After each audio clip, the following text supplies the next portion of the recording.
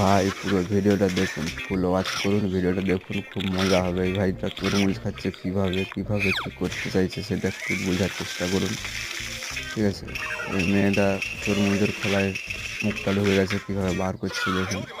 এভাবে ভিডিওটা পুরো কন্টিনিউ করতে থাকুন, খুব মজা পাবেন, ঠিক আছে?